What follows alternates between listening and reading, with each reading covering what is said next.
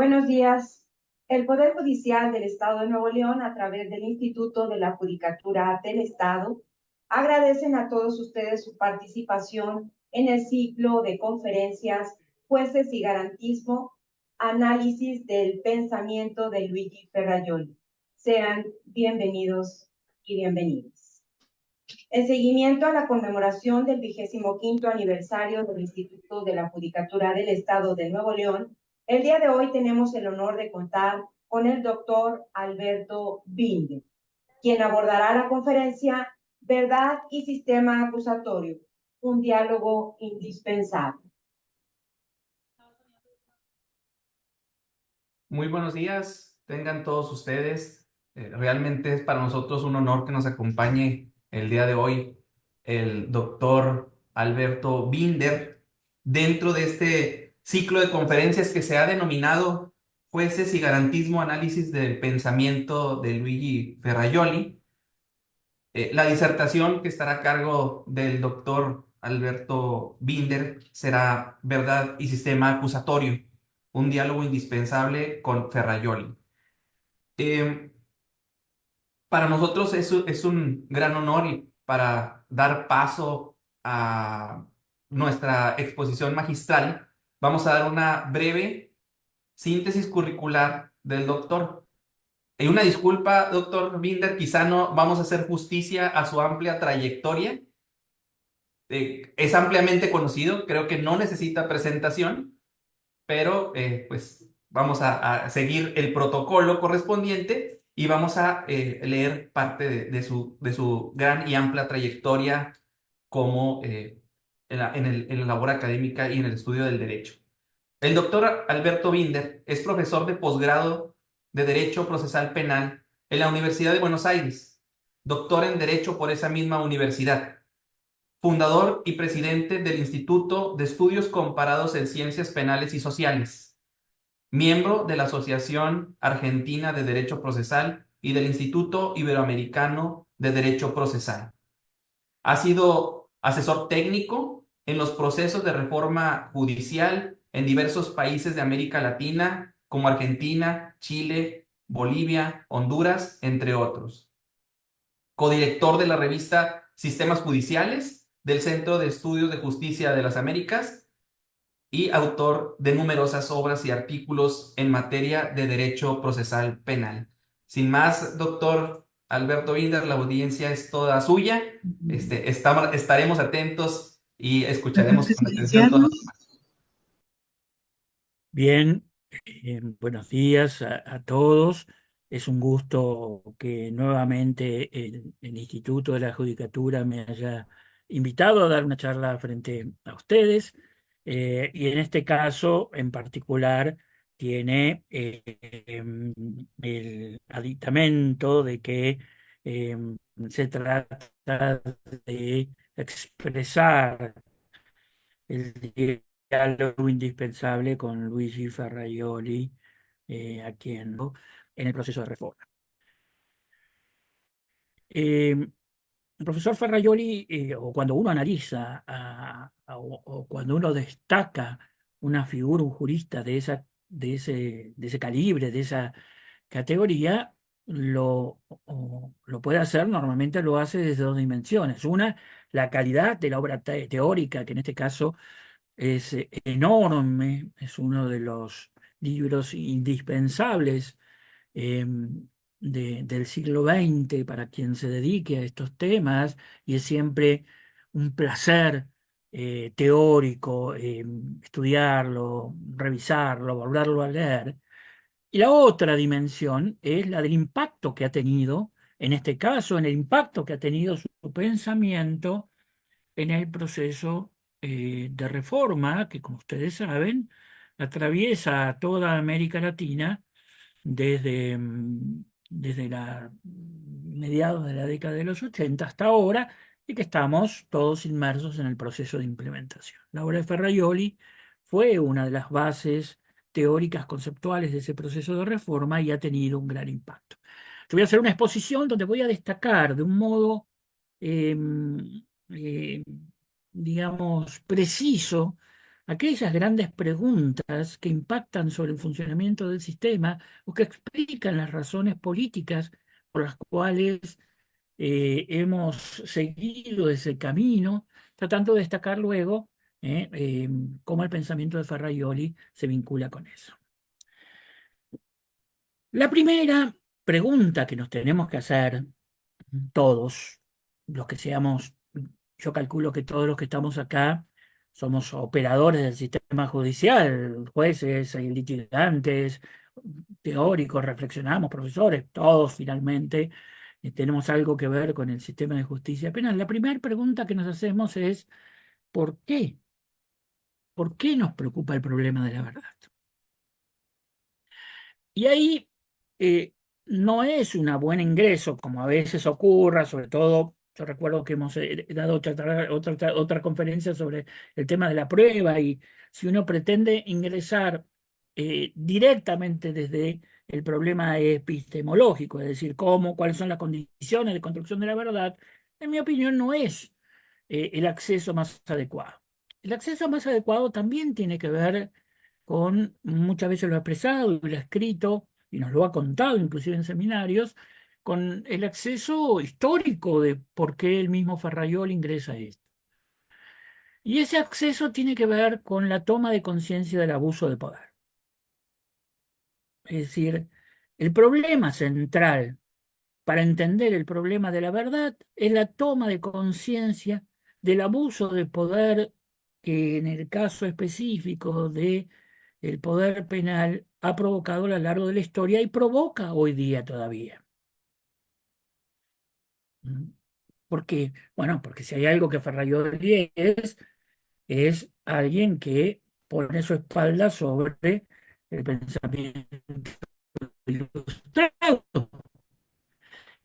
Y los ilustrados pensaban, un Benjamín Voltaire, un Montesquieu, pensaban como reacción frente a los abusos de la Inquisición.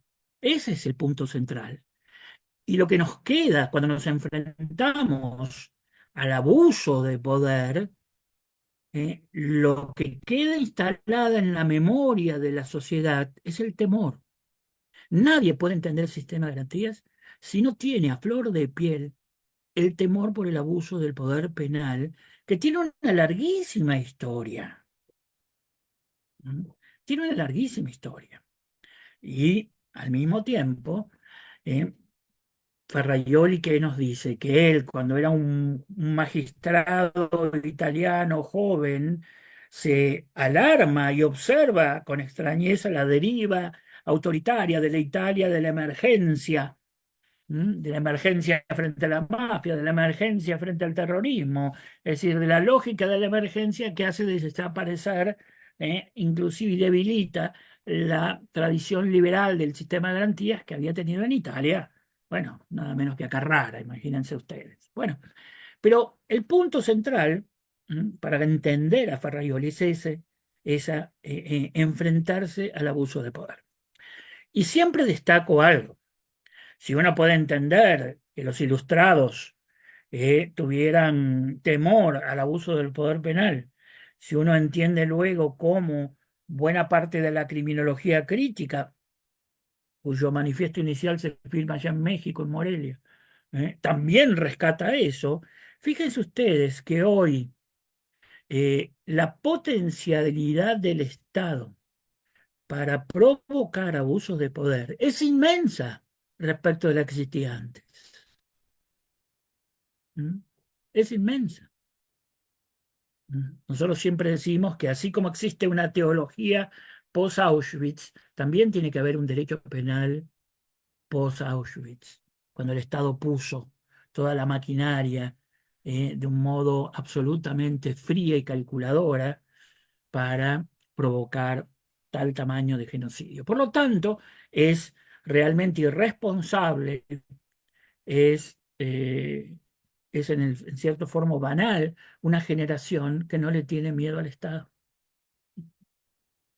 Hoy nosotros siempre decimos, bueno, por supuesto nosotros, todos los que estamos aquí, pertenecemos a una clase social que seguramente no se nos mete cotidianamente el Estado o la policía con nosotros, pero vayan a preguntar a los jóvenes de las barriadas más populares si esto que yo estoy diciendo les parecería absolutamente obvio.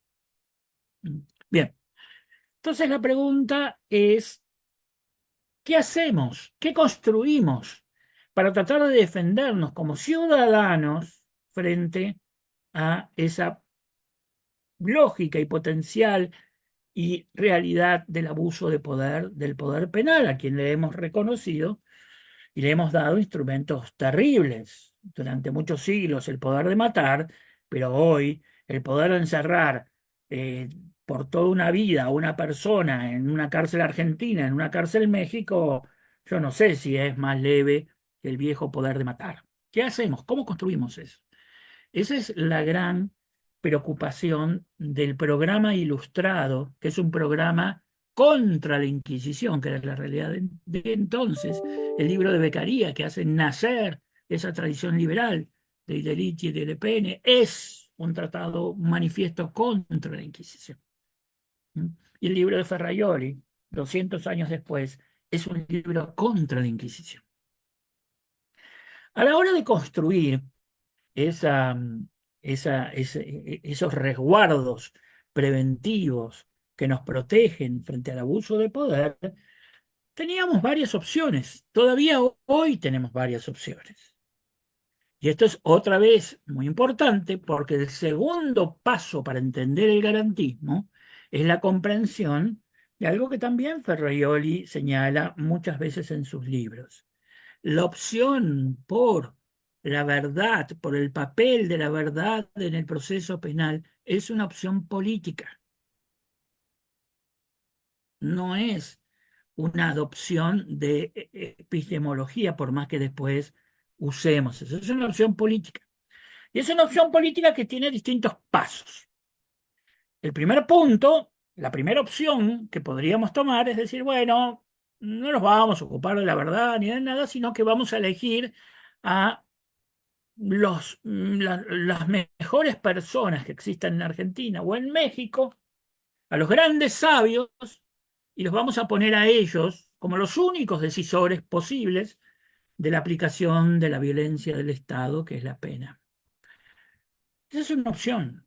De hecho, esa fue la opción que toma en la deriva occidental con el juez inquisidor. Es la opción que Max Weber llama la opción por la justicia del cadí, por la justicia de elegir a los hombres superiores moralmente. Y por lo tanto, no nos interesan las reglas porque creemos que la superioridad moral de ese juez es la que nos va a prevenir de un uso arbitrario de la violencia. Los grandes inquisidores, no los inquisidores después se fueron pervirtiendo, pero los grandes y paradigmáticos inquisidores, inclusive el Torquemada, eh, el Torquemada o el mismo gran inquisidor de Dostoyevsky, no son hombres vulgares, son hombres cultos, austeros. Ese camino se transitó y ese camino se volvió totalmente insatisfactorio porque, al contrario, el abuso de poder sostenido desde la superioridad moral es posiblemente el que más daño haya hecho en esta historia del abuso que nos preocupa. Por eso la opción política por la verdad da un paso y dice, no, lo que queremos es un sistema de reglas. No vamos a confiar en la superioridad moral del juez, vamos a confiar en la superioridad de las reglas. Esto, la justicia de reglas formales, otra vez está la dicotomía básica de Max Weber cuando dice acá tenemos dos modelos de proceso, es la clave. Vamos a sostener, vamos a confiar en que construimos un sistema de reglas que eso va a limitar la posibilidad, eso va a prevenir la posibilidad de los abusos del poder penal. Esto es muy importante porque esta opción política luego nos está costando implementar en América Latina porque nosotros ni elegimos a los jueces superiores moralmente, porque hoy día creemos que no existe esa categoría, más que haya hombres buenísimos, eso no tiene nada que ver, pero tampoco nos tomamos en serio las reglas. Y ahí entonces nos quedamos a mitad de camino y ese mitad de camino es el peor de los mundos. El sistema de reglas funda el sistema de garantías y es un sistema que tiene que ser fuertemente sostenido por la cultura de una sociedad. A mí lo que más me preocupa, y yo trabajo mucho, es porque ese sistema de reglas sea sostenido por la comunidad jurídica, que es algo que no pasa en América Latina. Es decir, la adición al sistema, la adhesión a las reglas de juego, que se las exigimos a cualquier jugador de fútbol, en el ámbito de la abogacía no nos las exigimos. Eso se llama fair trial, fair play en el fútbol, juego limpio. Y así como nosotros somos muy estrictos cuando un jugador de fútbol ¿eh? le pega a otro mal, rompiendo las reglas. Sin embargo, luego en la cotidianeidad del sistema somos bastante lábiles con un ejercicio de la abogacía o un funcionamiento de la judicatura que no funciona con un juego limpio, que no funciona con esto que llamamos buena fe. Entonces, primera opción, primera dimensión de la opción, reglas. Eso es fundamental en un sistema acusatorio, un sistema de garantías. De ahí en más nos tenemos que preguntar, bueno, ¿sobre qué se fundan las reglas? Y ahí también hubo varias opciones. Las reglas se podrían fundar en la justicia. Son reglas de justicia. Y la justicia del caso nunca podría ser debilitada por las reglas. El problema es que la justicia, que es un valor que todos sostenemos, a la hora de convertirse de fundar ese sistema, en ese sistema de reglas se vuelve endeble. Nadie está diciendo que la justicia no tenga que ser un valor de la tutela judicial efectiva del sistema. Pero a la hora de fundar las reglas se vuelve endeble. Seguramente si yo acá pusiera un caso, un ejemplo, y nos pusiéramos a discutir cuál es la solución justa, tendríamos 10, 20 opiniones distintas. No es tan sencillo ponernos de acuerdo acerca de la justicia de las relaciones humanas, porque si no, no tendríamos las sociedades que tenemos con gravísimas injusticias con las cuales convivimos. No es tan sencillo. Suena bien, pero no es tan sencillo ni es tan sólido. ¿Mm? Podríamos, como han hecho, y esto lo digo solamente como una nota de curiosidad, como han hecho algunos grandes teóricos, algunos teóricos literarios y literatos que realmente admiro, como Tolstoy y otros, que decían, no, no, no, la justicia no, pero sí la misericordia, sí el amor. Después, no. Lo que tenemos que hacer es construir un aparato para perdonar, para mitigar toda la violencia posible. A quien Jiménez de Azúa llamaba su maestro, Pedro Dorado Montero, una figura realmente ya olvidada en los estudios teóricos, pero maravillosa y con alguna vez haber que hacer una nueva lectura de Pedro Montero, anarquista él, eh, eh, sobre esto, ya que decía que había que hoy día nadie se toma en serio, menos en las sociedades complejas, que establezcamos la compasión, aunque si nos ponemos a reflexionar profundamente, la reaparición de la justicia restaurativa es una forma moderna de esas viejas doctrinas tolstoyanas de cómo jugamos a la compasión en el modelo de justicia penal. Pero no es esa la opción política. La opción política que nosotros vamos a decir, esas reglas se fundan en la verdad. ¿Y por qué en la verdad? Porque si lo que nosotros queremos es prevenir el abuso de de los valores disponibles que tenemos en la sociedad, la idea de verdad que la usamos cotidianamente es la menos maleable por los intereses. Ojo, que nadie dice que no sea maleable, no existe nada en tanto use el lenguaje, en tanto en la vida social que no pueda ser manipulado, pero el valor que tenemos menos manipulable es la verdad. ¿Mm? Es la verdad. Entonces, la opción del programa ilustrado, la opción del programa liberal es fundar un sistema de reglas sobre la verdad. Sobre la verdad. Y esto es lo que llamamos la opción política por la verdad, que es una opción central para el Estado de Derecho y es la opción que gracias a ese inmenso libro que es Derecho y Razón, Ferrajoli nos vuelve a poner en escena a finales del siglo XX y nos dice, si queremos construir una justicia penal que respete el Estado de Derecho, ¿m? Es esta. Tenemos que fundar un sistema de reglas muy firmes, reglas que constituyen la cultura de la abogacía y de la judicatura y cuyo fundamento es la verdad. ¿Mm? ¿Qué verdad? La verdad de lo sucedido.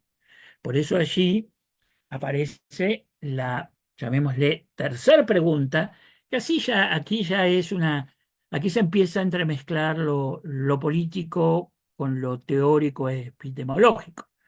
Alguien diría, no se olviden que el que puso la pregunta sobre qué es la verdad, qué tipo de verdad vamos a utilizar, qué es la verdad, es una pregunta que atraviesa la cultura humana en milenios. Y de hecho, el más famoso de los escépticos sobre la verdad es Poncio Pilato, que se lo pregunta nada menos a Cristo. Y le dice, bueno, ¿y qué es la verdad? ¿Mm? ¿Eh? Entonces, claro que es un problema aquí de filosofía y de epistemología que tenemos que resolver. Y Ferrajoli nos lleva a un punto que está muy claro porque el vínculo entre la función política de la verdad y el tipo de verdad que vamos a utilizar es claro. Simplificando mucho a esto, simplificando mucho esto para poder volverlo claro, y nosotros tenemos, hoy día hay como 20 teorías de la verdad, pero tenemos como tres grandes grupos. Uno, que es el que vamos a utilizar, es lo que llamamos verdad como correspondencia, que nos dice una cosa muy clara: verdad es cuando mi afirmación, porque la verdad se aplica siempre a una afirmación. Si yo digo que Juan mató a Pedro en tal lugar y de tal manera, ¿cuándo esa afirmación es verdadera? Cuando efectivamente en tal lugar y de tal manera Juan mató a Pedro. Es decir, hay una correspondencia entre lo que yo afirmo y lo que ocurrió. Es decir, si yo hago una afirmación acerca de que un suceso en el mundo real, en el mundo social, ocurrió, es verdadera cuando efectivamente ocurrió. Es decir, Juan le mató a Pedro. Este es lo que eh, llamamos la verdad como correspondencia, es la verdad del sentido común, es la verdad que todos utilizamos en nuestra vida cotidiana. Por supuesto que esta verdad, desde las formulaciones de hace 2000 años por Aristóteles, lo que se llama realismo ingenuo, hasta el día de hoy, es discutida por todos los teóricos. Por eso yo le doy menos importancia de la que le da Ferrajoli.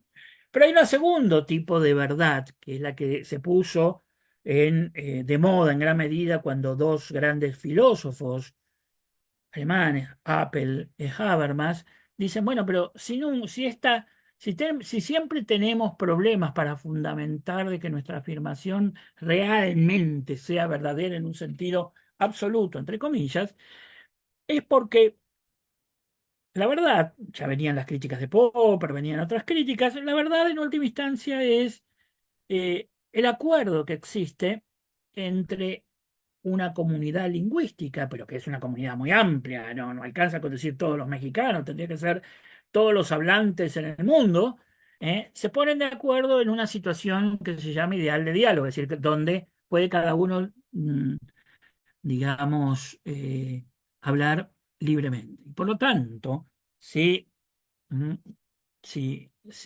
este frasquito, todos los hablantes en el mundo, ha habido y por haber, decimos, este es un ser viviente, bueno, esto es un ser viviente y no hay forma de desmentirlo.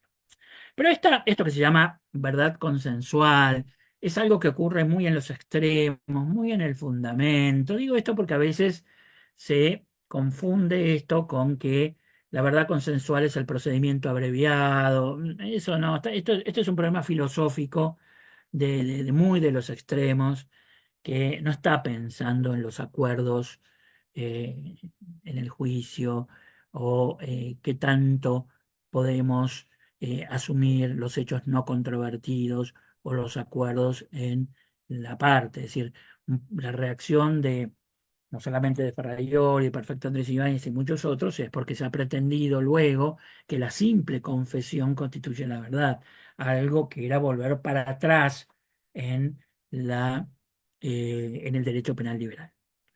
Y existe una tercera forma de entender la verdad, que no es esta del acuerdo de todo el mundo, que es algo, digo, muy estricto, de una determinada que hay que analizarlo solo como una posibilidad, que ahí sí tiene posibilidades en términos de estricta filosofía, sino de que hay otra que dice, no, lo máximo que podemos conseguir son verdades que son útiles y que tienen que ver con su coherencia interna. Esto también nos abre la puerta a un cierto relativismo y a una cierta debilidad de la idea de cuándo es útil, cuándo nos sirve, porque es verdad, los cultores de esta verdad pragmática o verdad coherentista, si son Peirce o James, están pensando en utilidades, pero son categorías que luego trasladadas al juego menor de la justicia penal, menor en el sentido de estas discusiones filosóficas, abren puertas peligrosas. Por eso tiene razón Fraioli cuando nos dice, si queremos construir un sistema de reglas firmes, tenemos que fundarlo sobre la verdad. ¿Qué tipo de verdad? La verdad como correspondencia. Acá Ferraioli hace que se da cuenta, y él conoce muy bien los problemas que se llama de asumir compromisos ontológicos, es decir, que lo que yo digo como verdad siempre presupone que el mundo funciona así, que bueno, ahí hay también una serie de categorías filosóficas y de discusiones entre epistemólogos muy complejas, y él entonces va a recurrir a una diferenciación, que es tener en cuenta el concepto de verdad y, y separarlo de los criterios de verdad. Y para construir el concepto de verdad utiliza un autor que es un lógico, que se llama Tarski, que en última instancia va a decir lo mismo, nada más que le da un fundamento lógico nada más. Ese camino a la hora de construir un impacto sobre la justicia penal, yo estimo que no es necesario, porque no resuelve los problemas de discusiones en lo que se llama la verdad semántica, y al mismo tiempo, cuando nosotros queremos instalar instituciones, ¿m? Cuando nosotros queremos que esas instituciones tengan fortaleza cultural, cuando queremos, por ejemplo, que todos los abogados de México y de Argentina aceptemos las reglas de juego como parte de una obligación profesional de fair trial o fair play, tenemos que tratar de alejarnos lo menos posible del sentido común y del lenguaje ordinario. Y el concepto de verdad como correspondencia es el que usamos todos. ¿Mm? Si alguien me dice, mirá, la fiesta de María el sábado estuvo muy divertida, nosotros consideramos que eso es cierto si la fiesta fue divertida. Ahí tenemos un concepto que es más complejo que divertida. O si el sábado a las 8 de la noche en la casa de María hubo una fiesta o una cena, ¿cuándo vamos a decir que es verdad? Y bueno, cuando ocurrió la cena. Así organizamos nuestra vida. Así tomamos las decisiones más graves. Una frase que Beccaria toma. Las decisiones más graves de la vida que nosotros hacemos, la tomamos sobre esta forma de verdad. ¿Mm?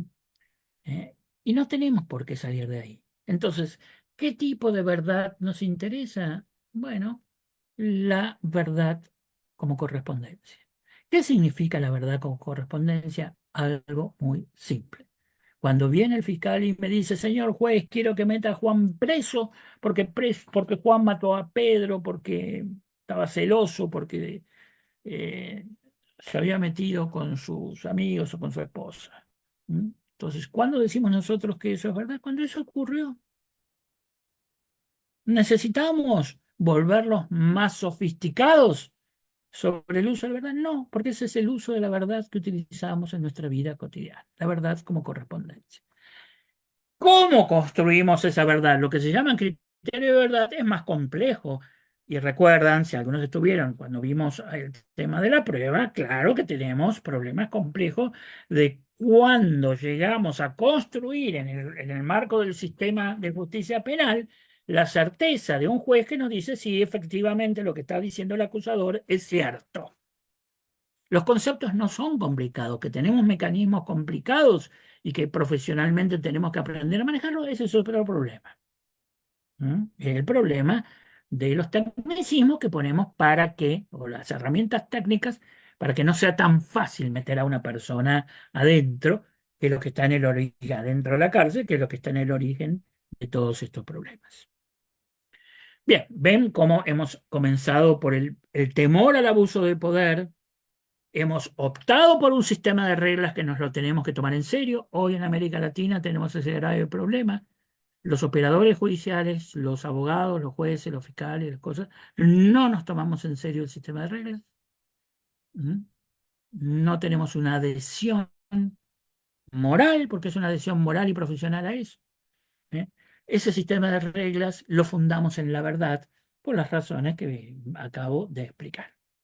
Ahora bien, falta el cuarto paso, que es lo que nos vincula la verdad con el sistema acusatorio. Porque a lo largo de la historia no hay una sola historia de la verdad. Esto lo dice Ferraioli, lo dicen también Foucault. Hay dos. ¿Mm? Hay dos. ¿Eh? Una va a ser cuando la verdad se convierte en el motor de la indagación inquisitorial.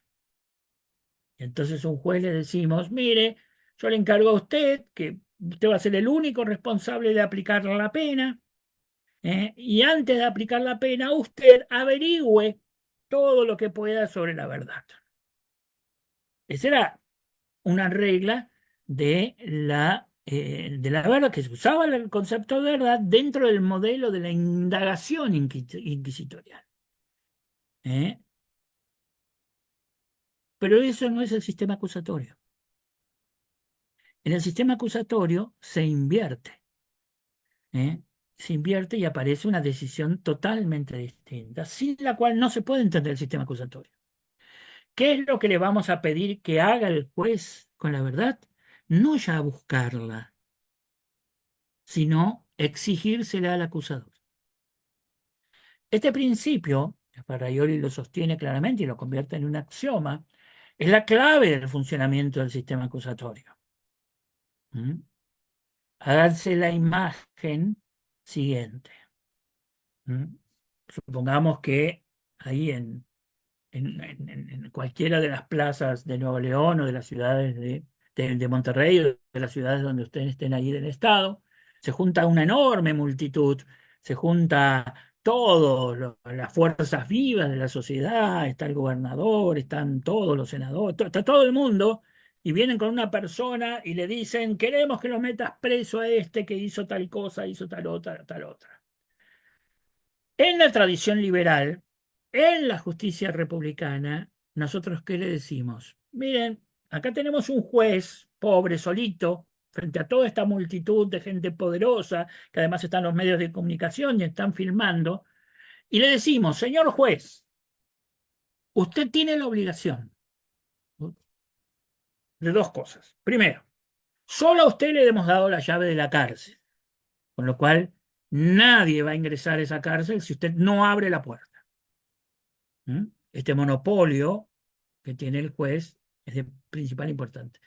Y segundo, usted no va a abrir la cárcel tal como le pide esa multitud si antes esa multitud no le prueba la verdad de lo que hizo ese hombre.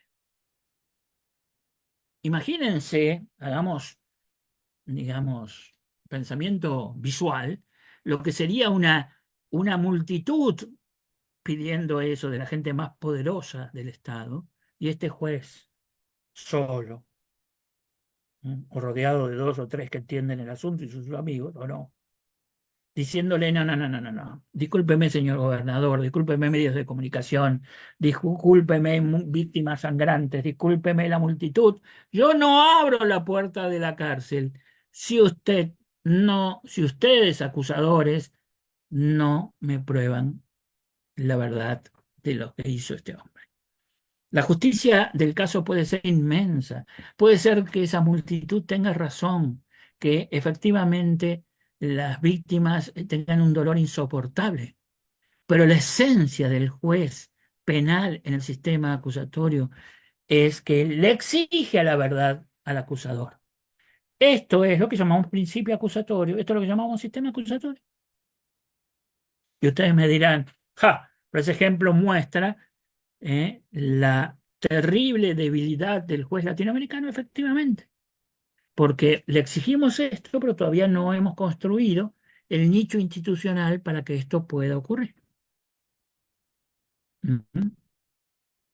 Y yo que vivo dando talleres con jueces me dicen, Alberto, por favor, ya no me expliques esto que lo tengo claro. Ya sé que no tengo que buscar, que yo no soy el que tengo que buscar, si lo tengo que exigir al acusador. Lo que quiero que me explique es cómo hago para eh, resistir cuando después de tres absoluciones seguidas en las cuales el acusador no pudo comprobar, no me echen, no me pongan en los medios de prensa que recibí dinero para absolver, etcétera, etcétera, etcétera. Ese es el gran problema que tenemos, que no hemos construido la institucionalidad del sostén del juez imparcial. Ese es otro problema para que alguna vez demos una charla o una conferencia o discutamos en un taller esto. Pero lo cierto es que la función de la verdad en el sistema acusatorio es muy distinta al modelo inquisitorial. Y atrás de esto hay todo un concepto, porque cuando nosotros decimos no, ya dijimos que el concepto de verdad es la verdad correspondencia. Significa que las afirmaciones, particularmente las afirmaciones del acusador, tienen que coincidir con algo que ocurrió en la realidad. Esto es simple, esto es verdad como correspondencia. No necesitamos estudiar mucha filosofía para entender la fortaleza de esta y la base cultural de esto, hasta el punto que cuando se difumina, como pasa ahora por los medios de comunicación, llega un momento que alguien dice, bueno, está escuchando a los políticos discutir, y dice, bueno, pero ¿por qué no ponemos la verdad, los hechos? Los hechos. Y después vemos qué pensamos sobre los hechos, pero los hechos no son, bueno, esto cuando hay, como hoy se dice, que estamos en la época de la posverdad, es decir, se pretende disolver el valor de la verdad, nos sentimos todos muy incómodos. Es decir, el valor de la verdad es constitutivo de la vida cultural. Y eso es lo que le da fortaleza a esta opción de la verdad como correspondencia. Pero si no entendemos esta función de la verdad, tampoco entendemos cómo ella cumple su efectiva función en el sistema acusatorio. Por eso es necesario abandonar conceptos que vienen de la vieja lógica de la indagación inquisitorial, como verdad real, verdad material, verdad formal, búsqueda de la verdad, todo eso tenemos que abordar. Nosotros tenemos que hablar con una hermosa frase de Tarufo, simplemente de la verdad. El sistema acusatorio hablamos de la verdad. Nada más que tenemos que tener claro cuál es la función que le exigimos a la verdad, que es muy distinta a la anterior. Todavía los sistemas acusatorios en América Latina no terminan de asumir esta idea que muchas veces, y además, como he dicho, no hemos construido el nicho institucional de fortaleza para este juez que va a cumplir esta función de exigir la verdad a los acusadores y por lo tanto los sistemas se desbarajusten. Pero esto es, no hay que tener ni visiones negativas, ni utilizar frases al estilo, bueno, esto tuvo éxito, tuvo fracaso, simplemente es trabajo institucional que otros países les ha llevado también décadas, si no siglos. ¿Mm? Pero tenemos que tener las ideas claras. En esto, vuelvo a repetir, Ferraioli, cuando nos dice este es el concepto de verdad, y esta es la lógica de la verdad del sistema acusatorio, nos está dando un fundamento teórico, pero también un fundamento político absolutamente fortalecido y con mucha capacidad explicativa. Tenemos que además ahora instalarlo en ese universo de prácticas que es la justicia penal. Ahora bien, y para ir terminando, así dejo espacio también a sus preguntas. La otra dimensión del trabajo de Ferraioli, que es clave, es que una vez que sabemos cuál es la opción política por la verdad, cuáles son sus razones, qué tipo de verdad, cuál es la función de esa verdad, que son ideas simples, por eso son tan potentes, tenemos que tener claro que la verdad no es una abstracción dentro del funcionamiento de la justicia penal. Es el fundamento de todo un conjunto de reglas limitadoras que llamamos sistema de garantías. ¿Mm? Gracias a la obra de Ferraioli se ha divulgado la idea de sistema de garantías, no de conjunto de garantías, porque esas garantías, nos va a decir con todas las letras el profesor Ferraioli, construyen una serie de reglas, él los llama principios o axiomas, y trata de formalizarlos. Es un camino que algunos pueden seguir, otros no importa si no lo pueden seguir, que están todos entrelazados, imbricados, todos. Esa imbricación que forma el sistema de garantía, y por eso lo llamamos sistema y nos obliga a estudiarlos en esta imbricación, gira alrededor de la idea de hecho. No es posible reflexionar sobre la idea de verdad en el proceso penal o en el sistema acusatorio si no volvemos a poner la reflexión sobre el hecho, que es lo sucedido, porque la verdad es la verdad de la afirmación sobre lo sucedido, sobre los hechos, en el centro de la preocupación del funcionamiento de la justicia penal. Y acá coinciden las reflexiones de Ferraioli, las reflexiones de Tarufo, las reflexiones de lo que se llaman los nuevos estudios de la prueba en el mundo anglosajón, Twining, Jung, Anderson, Allen, Lauda y muchos otros con muchas variantes, ¿eh? En donde tenemos que volver a poner el hecho, porque si no nos preocupamos del hecho, de lo sucedido, de la verdad de lo sucedido, todo nuestro sistema de garantías se desbarajusta. Y esto ustedes me dirán, ¿es evidente? No, no es tan evidente. No es evidente porque todavía en nuestra formación jurídica le damos al hecho la centralidad que tiene. O nos entretenemos con los trámites, el saber forense, o nos entretenemos con doctrinas abstrusas que no nos hablan de los hechos, como ocurre, por ejemplo, en la dogmática penal. En el medio de eso tenemos que volver a poner al hecho en el centro de la discusión. Y además, la piedra de toque, es decir, la que me marca la calidad de un sistema de justicia penal, es el tratamiento de los hechos, de los fácticos, de lo que ocurrió. Y ustedes conocen, pasa así en Argentina, en toda América Latina, pasa en México, que todavía nuestros sistemas a la hora de volverse rigurosos en la construcción de los hechos, ya sea en la presentación, ya sea en la posibilidad de discusión, ya sea en las reglas probatorias, todavía tenemos que trabajar mucho para hacerlo rigurosamente. Entonces, la idea de hecho es lo que me permite articular en un sistema y después tendremos un conjunto de garantías que estarán vinculadas a cuándo ese hecho es penalmente relevante, es decir, cuándo se trata de un hecho que habilita la pena. ¿Mm? Y eso es cuando estudiamos todos los que llamamos principios del derecho penal o garantías del derecho penal, en realidad estamos dando una discusión sobre los límites del hecho penalmente relevante. ¿Y cuándo es penalmente relevante? Cuando habilita la imposición de una pena. Y eso tiene una serie de discusiones que la teoría del delito trata de saldar. Luego nos vamos a preocupar de cuáles son las condiciones de construcción de la verdad de ese hecho.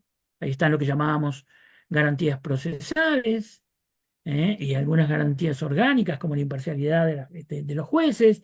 Yo lo llamo condiciones de verificación, esos son problemas terminológicos, pero ahí tenemos un conjunto de garantías, pero están imbricadas.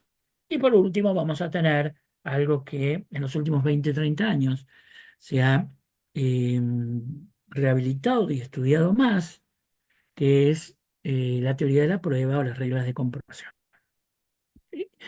Estas tres, la teoría del delito, la teoría del juicio, la teoría de la prueba, es el estudio exhaustivo, riguroso del conjunto de reglas que debemos respetar para que la idea de verdad del hecho cumpla la función política que queremos cumplir. ven ustedes cómo, y con esto yo Io, termino, porque ya he consumido el tiempo, le damos la bienvenida al profesor Ferraioli. Luigi, es un ma io gusto que, ero convencido che fuera alle 18 ora italiana. bueno, eh, no importa, igualmente verte un segundo es una gran alegría para todos. Ah, muchas gracias y cumplimentos al viejo amigo Alberto Binder. Eh, Gracias. Bueno, entonces justo estaba finalizando, decía que toda esta estructura que puede tener un nivel teórico enorme como el del derecho de razón, pero al mismo tiempo son herramientas que construyó la tradición del derecho penal liberal para evitar el abuso del poder. Y ven cómo lo podemos transformar en herramientas muy concretas, en herramientas de uso cotidiano, que como decía al principio Luigi, no es solo el inmenso valor teórico de tu obra lo que tenemos que resaltar, sino que a quienes trabajamos todos los días en la construcción de la justicia penal de un Estado republicano de derecho, nos has dado herramientas muy concretas para que todos los días en los tribunales podamos eh, evitar que sì, se desboque el poder penal. Bueno, muchas gracias. lamentablemente en estos años se ha producido un colapso de las garantías penales y procesales en Italia, pero yo creo también en Europa, por el prevalecer de este populismo penal que legitima la política a través la dishumanidad de las penas, de los procedimientos. Se ha producido en Italia un doble binario de justicia, garantismos para los ricos y falta de garantías para los pobres. Yo creo que el terreno del derecho penal obviamente es el terreno más elemental del respeto de la persona humana, del Estado de Derecho, como límites a los poderes salvajes, eh, a la violencia de las penas. Y eh, esto ha hecho del aumento de la población carcelaria, yo creo que sea un dato muy preocupante.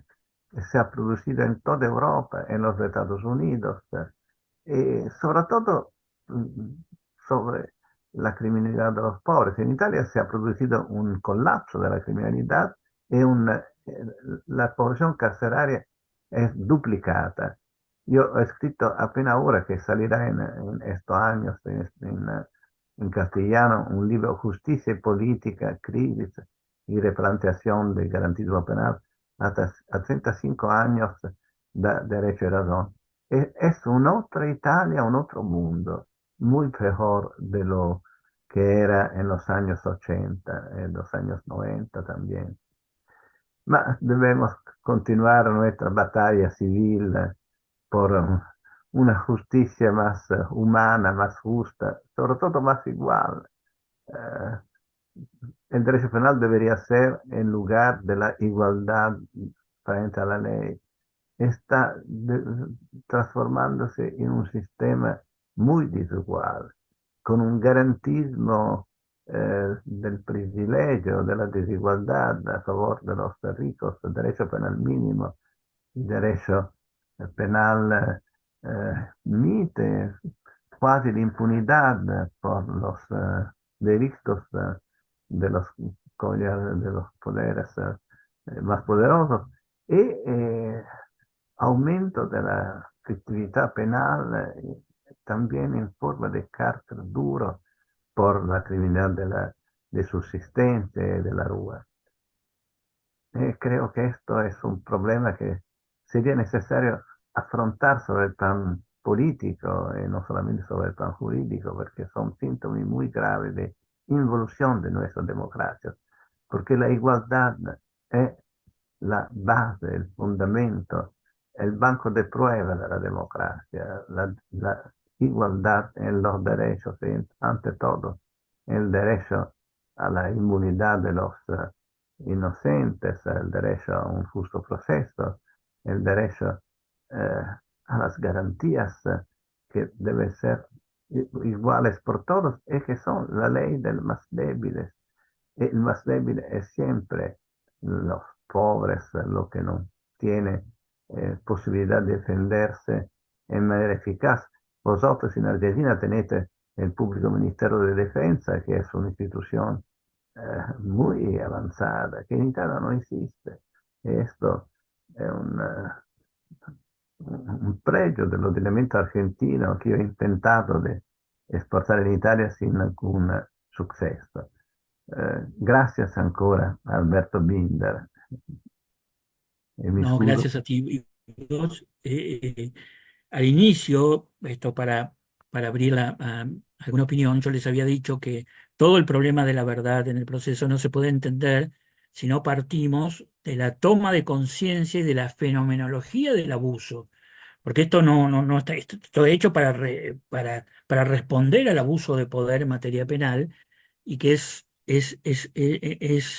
decidiosa, es negligente la generación que no se da cuenta que el Estado hoy día tiene una capacidad de abusar del poder infinitamente superior a la que tenía en la época de Beccaria. Y por lo tanto, hoy debemos ser más garantistas que nunca. Nadie dijo que esto sea fácil y que ceder a las coyunturas supuestamente eficientistas, y bueno, eso es muy negligente respecto de una generación que está asistiendo otra vez a una expansión de las formas abusivas como muy pocas veces se había visto. En esto coincido con vos, pero sí tenemos que agradecerte, Luigi, que vos nos has dado un aparato que hoy día en muchos lugares está en retroceso. América Latina tenemos una tradición del abuso más constante. No tuvimos esos 30 años gloriosos de la Europa del welfare state aquí, con lo cual eh, estamos un poco más acostumbrados a la lógica del abuso, pero el aparato lo tenemos allí, las herramientas las tenemos allí, y bueno, a trabajar, digamos. El garantismo es un programa de limitación del abuso del poder, preocupado, como lo han escuchado directamente de Ferraioli, preocupado por los más débiles de la sociedad. Eso es el garantismo, no es una concepción teórica. Es un programa político que usa la teoría para que el Estado no abuse de los más débiles. Esto tiene que quedar claro. Y si esto está claro, vale la pena leerse las miles de páginas de Ferraioli. Muchas gracias. Eh, no sé si hay alguna pregunta que alguien quiera hacer, algún comentario. A mí, o aprovechemos que lo tenemos el profesor Ferraioli. Tenemos una pregunta del maestro Miguel Almaraz, doctor. Gracias. Muy buenos días a todos. Doctor Binder, yo sí tengo una duda y es, tomando en cuenta el sistema de garantías y por lo que hace un proceso que es frente a un juez profesional, ¿cuál es la importancia de la valoración y motivación de la prueba por lo que es el sistema acusatorio? Y si es que esta importancia existía en el sistema inquisitivo, esto pues dentro del marco de reglas del sistema de garantías. Muchas gracias. Bueno, es una pregunta muy amplia. A ver, y acá tenemos un problema. Esto daría para un seminario. Nosotros tenemos que ver lo siguiente. En Europa, en determinado momento, siglo XII, siglo XIII, empieza a debilitarse el modelo arquetípico de las ordalías, que no era un modelo irracional, salvaje, sino que era un ritual, ¿m? Que permitía que se llegara a algún determinado consenso, dándole tiempo a los actores, y en última instancia, muy excepcionalmente, yendo hacia una solución de una autoridad externa, pues si no, no se resolvía el problema de la legitimidad en un mundo hiperreligioso. De ahí, en la reacción frente a la reacción frente a las ordalías, discúlpeme que arranque tan atrás, se van a producir dos reacciones similares. Se abandona ese modelo ritual y ahora van a aparecer personas con capacidad de decidir. Esas personas con capacidad de decidir en el mundo continental europeo se va hacia el juez inquisidor, y en el mundo inglés se va hacia un conjunto de personas. Pero el juez inquisidor y el jurado, los dos son reacciones frente a la ordalía. El punto está que si aparece ahora la construcción de una decisión de verdad en una persona, ya no en Dios o en unos rituales, hay que ayudar a tomar a que esa decisión tome esa decisión. En el modelo inglés, las guías, las instrucciones al jurado es el modo como ayudamos a una decisión fundada en una nueva racionalidad.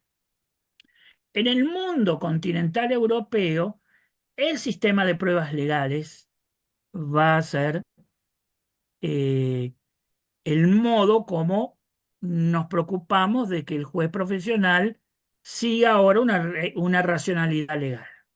El punto está, el modelo inglés sigue avanzando, va perfeccionando sus reglas, bueno, toda la historia que desemboca en las críticas de los nuevos estudios probatorios anglosajones. En el mundo continental europeo, resultado de la Revolución Francesa y el movimiento ilustrado, se quita totalmente el sistema de pruebas legales y nos quedamos con un juez que tiene que tomar una decisión, pero nadie sabe cómo darle guías. No se olviden ustedes que Filangieri o Helero o Pietro Helero decían, no nos apresuremos en tirar abajo el sistema de pruebas legales tan fácilmente, porque ahí hay un acervo de guías al juez.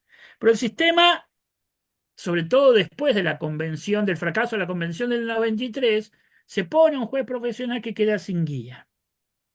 Y esto ha sido el problema hasta hoy. Hasta hoy. La motivación, que tiene una historia bastante complicada, no sabemos si la exigencia de motivación funda un problema de guías. Miren que Luigi va a decir que lo que quiso hacer el modelo mixto napoleónico es monstruoso. El otro día, justo hace una semana, lo estaba leyendo y él habla de que es monstruoso lo que trató de decir. Construyó un Frankenstein que no podía funcionar de ninguna manera. Tarufo nos dice, bueno, va a aparecer la justificación como un remedio para el control. Pero ¿cómo nos aseguramos que la motivación sea realmente la guía? ¿Cómo, si a la escuela exigimos que ex post motive, pero esa exigencia ex post, ¿cómo sabemos que en la cabeza del juez se convirtió en una guía ex ante? Ojo que Tarufo nos va a decir, no hay forma de resolver este problema hasta ahora. Porque él va a decir que la lógica del descubrimiento, la lógica de las elecciones y la lógica de la justificación son cosas distintas. Entonces, el problema que tenemos hoy día, Luigi se desespera por decirle, bueno, las guías del juez son guías epistemológicas, porque tenemos, si hay algo que caracteriza el siglo XX, es la discusión sobre cómo construimos la verdad en muchos ámbitos. ¿Mm? Eh, eh, sobre, me cambiaron bueno, sobre muchos ámbitos, pero esto no está resuelto. Hoy todos los estudios sobre teoría de la prueba están tratando de construir reglas, estándares de racionalidad, pero no es para nada fácil esto.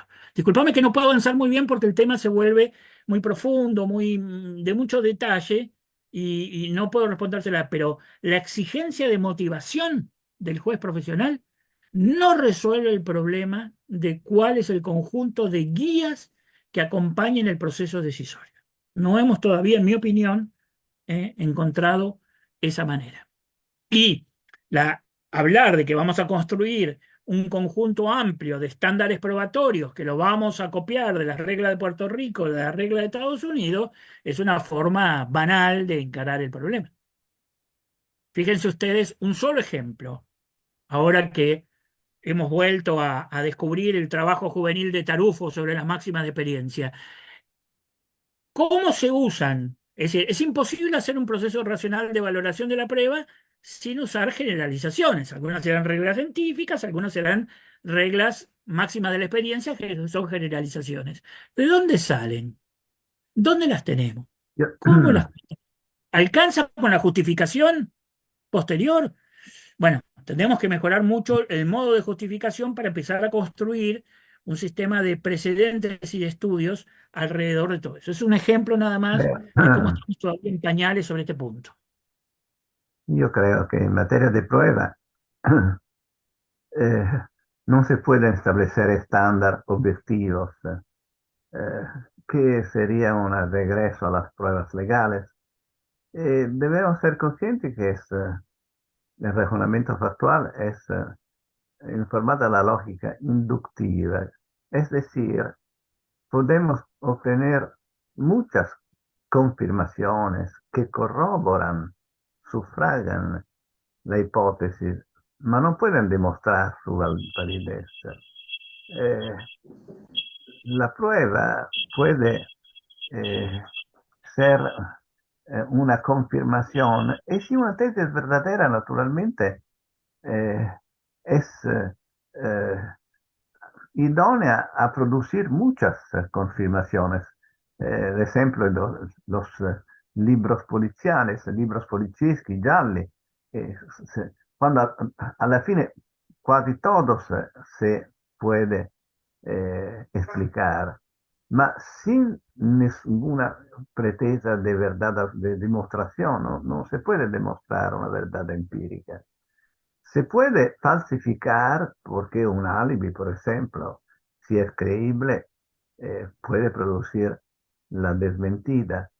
Y esta incertidumbre de la verdad procesal requiere como necesaria eso débil eh, mm, surrogato que es el convencimiento del juez. Si no es posible una verdad, una certidumbre objetiva, se requiere cuanto menos una certidumbre subjetiva, motivada, justificada da muchas confirmaciones y de la ausencia de desmentidas y de la no plausibilidad y de la desmentida también de hipótesis explicativas alternativas. Esto es un verdadero problema, como decía justamente Alberto Binder, el problema central de la epistemología judicial. Muy más importante y relevante de la misma verdad jurídica que requiere interpretación, es decir, conocer, identificar el sentido de las normas, que es una actividad conoscitiva tanto más posible cuanto más es rigurosa la semántica del lenguaje legal. Ahora, más allá de que en el extremo de la discusión epistemológica ocurre esto que dice el profesor Ferraioli, en la vida cotidiana de los tribunales tenemos innumerables casos donde podemos llegar a la certeza siempre es un estado subjetivo del juez, no puede ser otra cosa.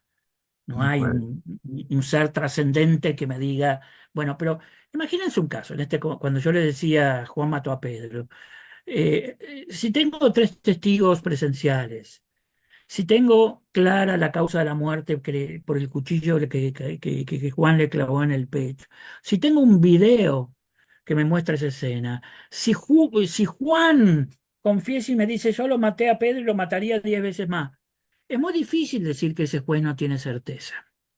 Por eso yo creo, yo como interpreto en contra de Laudan, que Laudan me parece que es una literatura que hay que leerla con muchísimo cuidado,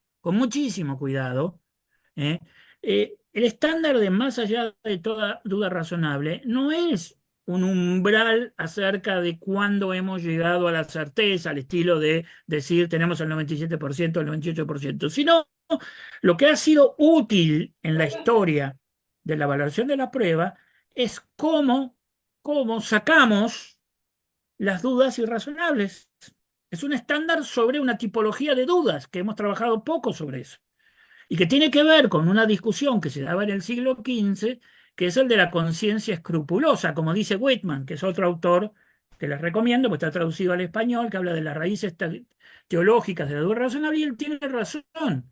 Un jurado, porque eso está pensado para el jurado, no para el juez profesional, un jurado a quien le decían que si juzgaba mal se iba a ir al infierno, iba a aprovechar cualquier tipo de duda para tratar de no condenar, porque condenar era una carga moral insoportable. Y ahí empieza a establecerse la discusión que se da también en los teólogos morales en esa época, el tuciorismo, los probabilistas, los probabiliarismos, acerca de cómo tengo que actuar cuando tengo dudas. Y hay todo un esfuerzo que es el que deberíamos tener claro, para decirle, bueno, si usted tiene una duda fantasiosa, si usted tiene una duda teórica, si tiene no la toma en cuenta. Entonces, cuando nosotros despejamos todas estas dudas que ponemos bajo el mote irrazonable, ¿qué es lo que nos queda? La certeza, que es lo que requerimos. Es decir, es un trabajo eliminativo de las dudas, es todo lo contrario de lo que dice Lauda.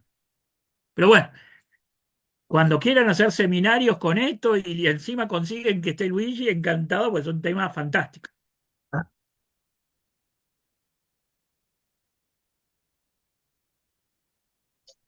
¿Sí?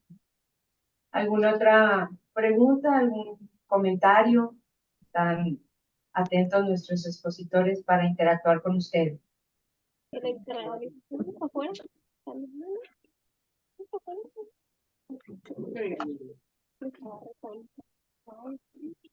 Bueno, si ya no tenemos cuestionamientos, primero que nada, agradecer la presencia a través de la distancia del doctor Luigi Ferrajoli, nuestro homenajeado en este ciclo de conferencias. Y bueno, pues en relación a la exposición de nuestro invitado de esta mañana, el doctor Alberto Binder, quien ha estado muchas veces en esta su casa, el Poder Judicial del Estado de Nuevo León, y a nombre de esta institución me permito hacer entrega de un merecido reconocimiento por la destacada disertación de esta mañana, y dice el Poder Judicial del Estado de Nuevo León otorga el presente reconocimiento al doctor Alberto M. Binder por su destacada participación en el ciclo de conferencias Jueces y Garantismo, análisis del pensamiento de Luigi Ferrajoli, con el tema Verdad y Sistema Acusatorio, un diálogo indispensable con Ferrajoli. Es otorgado por nuestro magistrado presidente José Arturo Salinas Garza, y se entrega en Monterrey, Nuevo León, México, a 22 de febrero de 2024. Agradecemos infinitamente haya aceptado la invitación de participar en este trascendente ciclo de conferencias en honor al doctor Luigi Ferrajoli. Y pues bueno, los invitamos a todos ustedes para el próximo jueves, es el cierre de este ciclo de conferencias, y tenemos invitado a nuestro homenajeado que expondrá y disertará su conferencia, el doctor Luigi Ferrajoli. Oportunamente se les hará llegar la oferta de esta conferencia para que realicen la inscripción atinadamente en cuanto a las fechas correspondientes para estar aquí en cita ya con el doctor Ferrajoli el próximo jueves 29 de febrero. Muchas gracias a todos y todas por su asistencia. Nos vemos próximamente en las actividades correspondientes al Instituto de la Judicatura. Que tengan muchas ustedes gracias. buenos La días. próxima semana Muchas a las gracias. 18 o las 17. Esta semana está el doctor Ferrajoli con nosotros. Ha estado en todas las conferencias, pero estará ahora sí conferencista. Bueno, muchas gracias por esta posibilidad, es un Muchas honor para mí. gracias. Y no se olviden de mandarme, por favor, el link para el jueves. Claro que sí, doctor. Claro Bueno, que sí, Muchas doctor. un gracias. Muchísimas gusto, gracias. un gusto, Luigi, como Adiós, siempre. Alberto. Y muchas gracias por Adiós. todo. Gracias. Chao, hasta luego. Gracias. Arrivederci. Buenas tardes. Buenas tardes. Buenas tardes. Tardes, gracias.